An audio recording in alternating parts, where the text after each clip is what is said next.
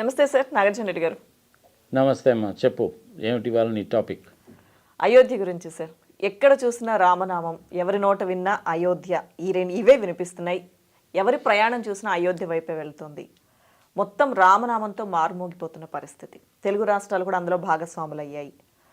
పాదుకల విషయంలో కానీ, లేకపోతే బంగారు తలుపులు తెలుగు రాష్ట్రాల్లో వాళ్ళకి చేసే అవకాశం దక్కడం నిజంగా పూర్వజన్మ సుకృతంగా భావిస్తున్నారు కూడా చాలామంది.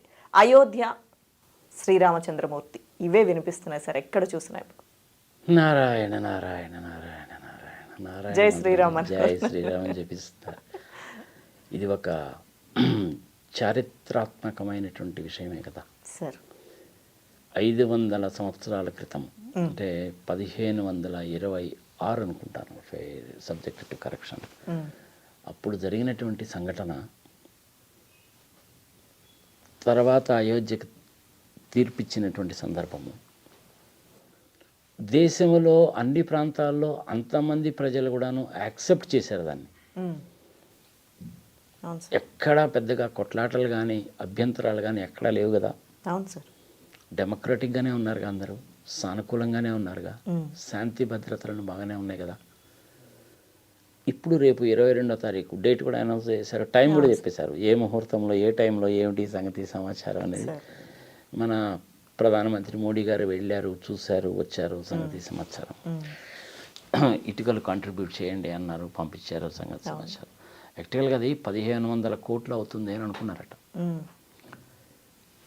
డొనేషన్స్ ఇవ్వండి, ముందుకు రండి అనేసి అంటే 3000 కోట్ల రూపాయల డొనేషన్స్ వచ్చినాయట. మన వాళ్ళు నిజంగా ఎంత తెలియగల వాళ్ళు మరి ఒకసారి అర్థం కాదు కానీ వాట్సాప్లు క్రియేట్ చేశారమ్మా, గ్రూపులు క్రియేట్ చేశారమ్మా. దానికి దేనికోసం అనుకున్నావు? డొనేషన్లు కలెక్ట్ చేయడానికి కాదు, ఆ పేరు చెప్పి జనాలను మోసం చేయడానికి. ఏ కార్యక్రమంలో ఇటువంటి కొన్ని ఉంటాయి కదా సార్, ఇటువంటి కొన్ని ఉంటాయి కదా. సో అలాంటివి కూడా చేశారు. కాబట్టి ఆ ధర్మ కమిటీ వాళ్ళు ఏం చెప్పారంటే, ఈ పర్టికులర్ వెబ్సైట్స్ వాళ్ళు ఎవరైనా మీకు మెసేజెస్ పంపించిన సంగతి సమాచారం చేసినా ఇవ్వకండి, మాకు ఆల్రెడీ అనుకున్న దానికంటే ఎక్కువ వచ్చినాయి కాబట్టి మేము డొనేషన్స్ తీసుకోవట్లేదు, స్టాప్ చేసాం మేము అని చెప్పి చెప్పారు. It's a good announcement. దేశవ్యాప్తంగా 1000 ట్రైన్స్ వేస్తున్నారు. సీతాదేవి ఎక్కడైతే పుట్టిందో మిథిలిలో, అక్కడి నుంచి వాళ్ళు ఒక 50 ట్రక్కుల్లో గిఫ్ట్లు తీసుకొచ్చారు, కానుకలు తీసుకొచ్చారు. సో ఇవన్నీ మామూలే. చిత్రం ఏంటంటే, మీరు ఏదో తెలుగు రాష్ట్రాల్లోనూ దేశవ్యాప్తంగా రామనామ జపం చేస్తున్నారన్నారు, కానీ దేశవ్యాప్తంగా కాదమ్మా, ఒక రకంగా చెప్పాలంటే ప్రపంచవ్యాప్తంగా చేస్తున్నారు. తెలిసిన న్యూయార్క్లో అయితే మొత్తం లైవ్. సౌదీ అరేబియా లాంటి ముస్లిం దేశాల్లో కూడాను సహకరిస్తున్నారు. కువైట్, ఇరాన్, ఇరాక్ ఇట్లాంటి దేశాల్లో, ఈవెన్ మాల్దీవ్స్లో కూడా. నిన్న కాక మొన్ననే కదా వాళ్ళతో మన తగాద వచ్చింది, అయినా కానీ మళ్ళీ వెనక్కి తగ్గారనుకో, దట్స్ డిఫరెంట్ థింగ్. సరే, ఈ రకమైనటువంటిది ఈవెన్ శ్రీలంకలో కూడా చేస్తారు. ఎందుకంటే రావణాసురుడు అక్కడే ఉన్నాడు, సంగతి సంవత్సరం కంటే అక్కడ.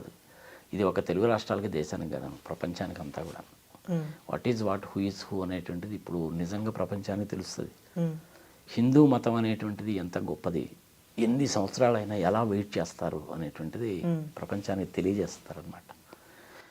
పర్సనల్గా నన్ను కనుక అడిగితే, నా ఉద్దేశంలో చెప్పాలంటేనమ్మా, to the best of my knowledge and belief and what I have seen in the past 60 years right from my childhood, Hinduism is not a religion. ఇదేంటండి నాగార్జున గారు మీరు ఎట్లా అంటారంటే అనొచ్చు. Hinduism is not a religion. Hinduism is a philosophy. It tells, teaches and preaches to the entire world how to live and let others live. రెండే పద, how to live and let others live. ఒక మానవ మాత్రుడిగా నువ్వు ఎలా జీవించాలి, ఎదుటి వాడితోటి కలిసి ఎలా జీవించాలి, నీ చుట్టుపక్కల ఉన్నటువంటి ప్రకృతితోటి, ఆ ప్రకృతిని ఆనవాలుగా చేసుకొని నివసిస్తున్నటువంటి 84 లక్షల జీవరాశులతోటి ఎలా ఉండాలి అని చెప్పడం అనేటువంటిది హిందూ మతం. అది మతం కాదు, ఇట్స్ ఎ ఫిలాసఫీ. ఫాలో అవుతారా మీ ఇష్టం. హిందూ మతంలో నుంచి పుట్టినటువంటిది బౌద్ధ మతము చైనాలో, కొరియాలో, జపాన్లో. అవునా? యాక్చువల్గా అక్కడ ఉన్న పాపులేషన్ మన దేశంలో ఉండే హిందూ పాపులేషన్ తీసుకుంటే మనకంటే వాళ్ళే ఎక్కువ ఉన్నారు.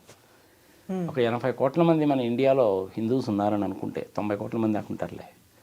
140 కోట్లు కదా పాపులేషన్. సార్ ఒక 20-25 కోట్లు ముస్లిం పాపులేషను, ఒక 4-5 కోట్లు క్రిస్టియన్ పాపులేషన్, మిగిలిన కనుక తీసేస్తే మినిమం 100-110 క్రోర్స్ అయితే హిందూస్ ఉంటారు. ఈ హిందూస్ పాపులేషన్ కంటే కూడాను జపాను, కొరియా, చైనా లాంటి దేశాల్లో ఉండే పాపులేషన్ అయితే ఎక్కువ కదా. సార్ చైనాలో బుద్ధిజం తప్ప ఇంకోటి లేదు కదమ్మా. యాక్చువల్గా హిందూస్ కంటే బుద్ధిస్టులు ఎక్కువ ఉన్నారు. ఆ బుద్ధిస్టులు అనేటువంటి వాళ్ళు ఎక్కడి నుంచి వచ్చారంటే హిందూ మతంలో నుంచి వచ్చారు. జైన్స్ అలాగే కదా, అవునా కదా. అవును సార్. సరే, ప్రపంచవ్యాప్తంగా పాపులేషన్ కనుక తీసుకుంటే 800 కోట్ల చిల్లర పాపులేషన్లో మెజారిటీ ఆఫ్ ద పీపుల్ అందరూ కూడా క్రిస్టియన్సే.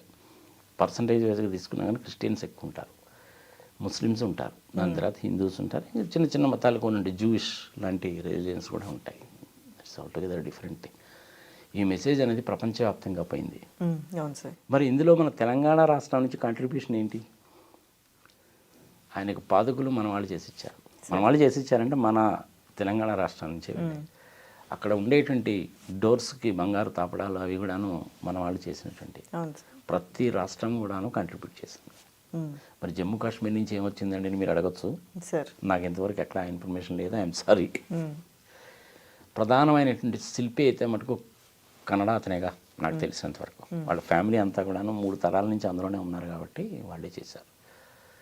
ఎక్కడ కాంక్రీట్ వాడటం లేదమ్మా. అవును సార్. సిమెంట్ కానీ కాంక్రీట్ కానీ ఎక్కడ వాడటం లేదు. అన్నీ కూడాను గ్రానైట్ పిల్లర్స్, కొన్ని రెడ్ కలర్ స్టోన్ ఉండేటువంటి ఇవన్నమాట.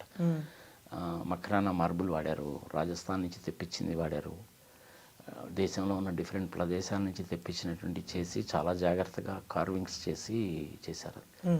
2500 సంవత్సరాల వరకు ఈ టెంపుల్ చెక్కు చెదరకుండా ఉండాలి అనేటువంటి ప్రధానమైనటువంటి ఉద్దేశంతో చాలా సెలెక్టివ్గా చేశారు. ఇంకా పూర్తి కాలేదమ్మా, అది మొత్తం 3 అంతస్తులుగా ఉంటుంది. ఇప్పుడు పూర్తయినటువంటిది 1 అంతస్తే. చాలా విశాలమైనటువంటి స్థలంలో నిర్మిస్తున్నారు. మధ్యలో గార్డెన్స్, అవి ఫౌంటైన్స్, సంగతి చుట్టుపక్కల ఇంకా కొన్ని దేవాలయాలు అన్నీ రెడీ చేస్తున్నారు. సో ఇది ఒక అద్భుతమే. 500 సంవత్సరాల కింద ఎలా ఉందో మనం ఎక్కడో రాస్తేనో అక్కడో చదివాం కానీ మనం చూడలేదు కదా. అప్పుడు టెక్నాలజీ వేరే, ఇప్పుడు టెక్నాలజీ వేరే. కానీ అప్పుడు ఉన్నటువంటి మెటీరియల్సే ఇప్పుడు కూడా ఉన్నాయి కాబట్టి అదే టైప్ ఆఫ్ మెటీరియల్స్నే వాడుతున్నారు. కాంక్రీట్ కానీ సిమెంట్ కానీ ఎక్కడా లేదు, గుర్తుపెట్టుకోవాలి, ఇంక్లూడింగ్ రూఫ్స్తో సహా కలిపి. ఇది ఇట్స్ గోయింగ్ టు బి అనే అంటే ఒక చారిత్రాత్మకమైనటువంటి విషయమే కాక ఒక చారిత్రాత్మకమైనటువంటి కట్టడం కింద కూడా ఇది నిలబడిపోతుంది. ఈ చిత్రం ఏంటంటే ఇది మోడీ గారి హయాంలో చెప్పుకోవడం అనేటువంటి జరగడం అనేటువంటి ఆయన అదృష్టం. మొదలుపెట్టిందేమో ఎల్కే అద్వానీ గారు,